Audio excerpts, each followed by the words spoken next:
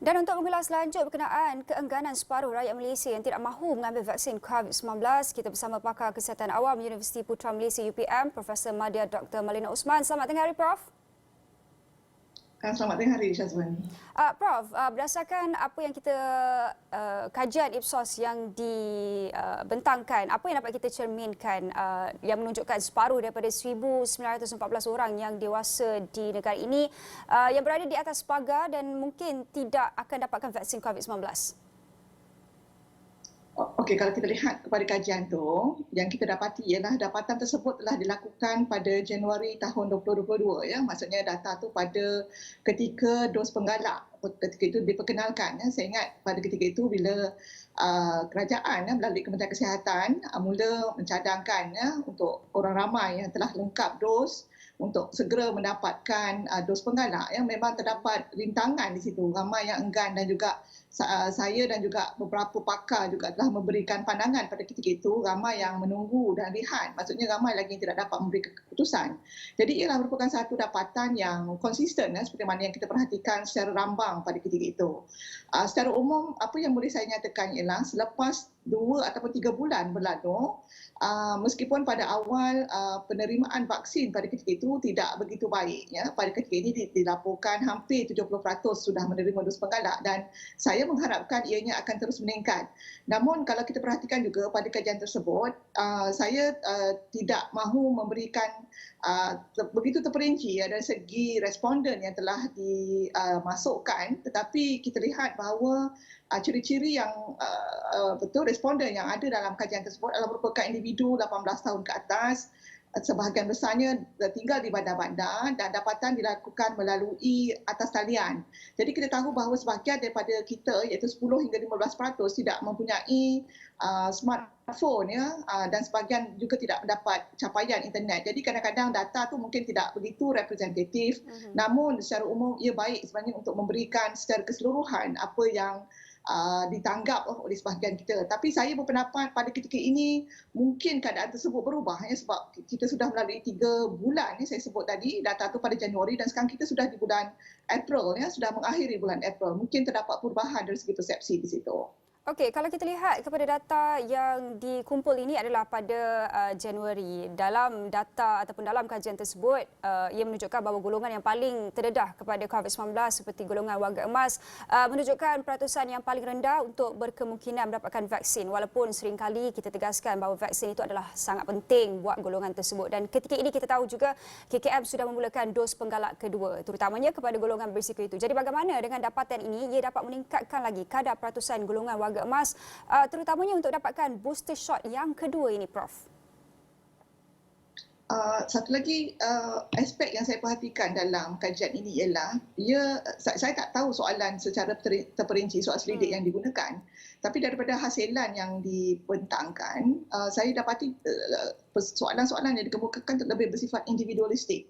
Dari segi kesihatan awam, kalau kita perhatikan, secara praktikalnya, kita dalam konteks untuk mendapatkan vaksin ataupun mendapatkan sesuatu perkhidmatan kesihatan, biasanya kita akan merujuk kepada unit keluarga. Ya. Dan kita dah tahu bahawa warga emas yang umur 60 tahun ke atas, kebanyakannya bergantung kepada anak-anak ataupun individu-individu lain yang lebih mudah ya untuk membawa mereka ke pusat-pusat penerimaan vaksin. Mungkin pengalaman mereka sebelum ini memberikan pengalaman yang tidak begitu baik ya, sehingga memberikan andaian bahawa agak sukar untuk mereka mengulang kembali penerimaan tersebut jika diperlukan. Jadi dalam konteks itu pada pandangan saya, satu aspek yang perlu tambah baik jugalah untuk melihat pada konteks ini ialah untuk memasukkan unsur-unsur kekeluargaan tersebut. Dan ini juga perlu meneliti golongan kanak-kanak, individu yang akan membawa anak-anak untuk mendapatkan vaksin, walaupun saya tidak tahulah pada ketika itu adakah dos penerima di kalangan kanak-kanak juga dimasukkan. Untuk itu pada pandangan saya, pandangan di kalangan warga emas itu lebih tertumpu kepada faktor tersebut. Dan kita tahu pada waktu ini sistem perkhidmatan kesihatan memang agak berbeza 20-30 tahun dulu. Banyak ya pusat-pusat penerimaan vaksin yang baru, sistem yang berbeza dan kita mempunyai sistem sejahtera melalui smartphone dan sebagainya. Dan ini mungkin memberikan mereka agak sukar ya dalam mengadaptasi kepada sistem tersebut sehingga memberikan pandangan ataupun tanggapan sedemikian. Ya, dalam kita bercakap berkenaan dengan usaha untuk menggalakkan pemberian vaksin COVID-19 ini, apatah lagi menjelang Aidilfitri ini, kalau kita lihat kepada data di COVID Now yang mendedahkan setakat semalam 68% populasi dewasa itu sudah melengkapkan dos penggalak, manakala 17.3% pula sudah lengkap 2 dos, itu bagi golongan kanak-kanak. Jadi gesaan Prof agar segera untuk dapatkan perlindungan apatah lagi semasa musim perayaan ini aktiviti ziarah menziarahi boleh dilakukan nanti.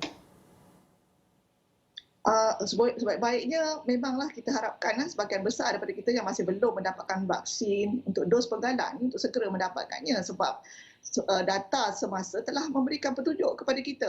Kita sekarang sudah berada dalam fasa peralihan endemik dan ini adalah disebabkan oleh penerimaan vaksin di kalangan sebahagian besar daripada kita menyebabkan kita terlindung dan walaupun dijangkiti mendapat jangkitan yang ringan.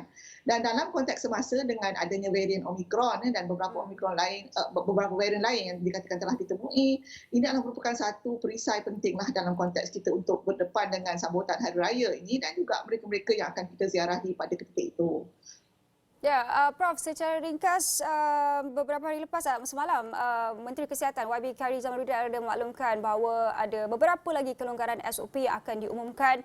Ada yang menjangkakan mungkin pemakaian pelitup muka itu tidak lagi diperlukan terutamanya di kawasan di luar outdoor tetapi perlu dilakukan perlu dipakai ketika indoor atau mungkin ada beberapa kelonggaran lain yang akan diumumkan. Pada pandangan Prof, apa agaknya kelonggaran yang paling sesuai ketika ini yang dapat diberikan? Saya berpendapat dengan data semasa telah ditunjukkan dengan penurunan kes dan juga tambahan penerimaan vaksin di kalangan mereka-mereka yang perlu divaksin dan kita melihat kadar tularan juga sekarang ini memang agak betul dalam lingkungan yang terkawal dan saya menjangkakan pemakaian pelitup muka SOP-nya akan dilonggarkan. Maksudnya dalam menghadapi sehari-hari kita mungkin akan mengikut prosedur seperti mana yang telah diwartakan di beberapa buah negara yang lain. Kalau saya tak silap di Singapura juga telah melaksanakan peraturan tersebut. Maksudnya orang awam tidak perlu memakai sepenuhnya pelitup muka kecuali pada tempat-tempat tertentu. Kita mungkin mengadaptasi keadaan tersebut dan juga kelonggaran-kelonggaran seperti jumlah individu dalam suatu majlis dan juga beberapa keadaan yang melibatkan notifikasi dan juga kawalan yang perlu dilakukan oleh Jabatan Kesihatan. Okey, baik. Terima kasih Profesor Madya Dr. Melina Osman yang merupakan pakar kesihatan awam Universiti Putra Malaysia UPM yang antara lain menggesa agar pengambilan vaksin itu dilakukan apatah lagi menjelang perayaan Aidilfitri nanti.